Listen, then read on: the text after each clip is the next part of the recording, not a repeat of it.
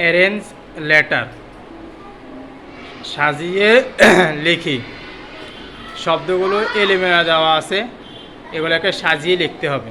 Arrange letter, সাজিয়ে শব্দ লিখি। এখানে যে বইমেতে শ্রেণী বইমেতে দেওয়া আছে, শব্দটা বিশাল আকারে লিখছে। আমরা বোঝার জন্য শব্দটা একবার ছোট করে দেখে দিছি। অ্যারেঞ্জ অর্থকে সাজিয়ে, লেটার অর্থ হচ্ছে কি বর্ণ, ওয়ার্ড অর্থ শব্দ। তাহলে আমরা এটা বড় না করে ছোট করে দিচ্ছি।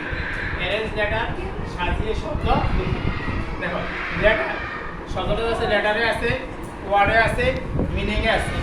বোঝার সুবিধার্থে আমরা আগে লিখে নিলাম, ঠিক আছে। তাহলে বার্ড, এই শব্দটা এলোমেলো দেওয়া আছে, আমরা এটাকে সাথে দেখলাম বার্ড। বার্ড অর্থ কি পাখি। কি হবে? পাখি, কয়কার খরে শিকার খি, পাখি। বুঝতে পারছেন? এখানে শব্দটা দেওয়া আছে, শব্দটা সঠিক শব্দ ওয়ার্ড। ওয়ার্ড অর্থ হচ্ছে কি শব্দ। ওয়ার্ড অর্থ কি স গ সংযুক্ত ধ, শব্দ। এরপরে শব্দটা দেওয়া আছে এখানে, শব্দটা এলিমেন্ট দেওয়া আছে, আমরা সাজাইলাম। পাইছি ইট, ইটার থেকে খাওয়া, এটার থেকে খাওয়া। আমার সাথে বল, এটার থেকে খাওয়া, এটার তো খাওয়া।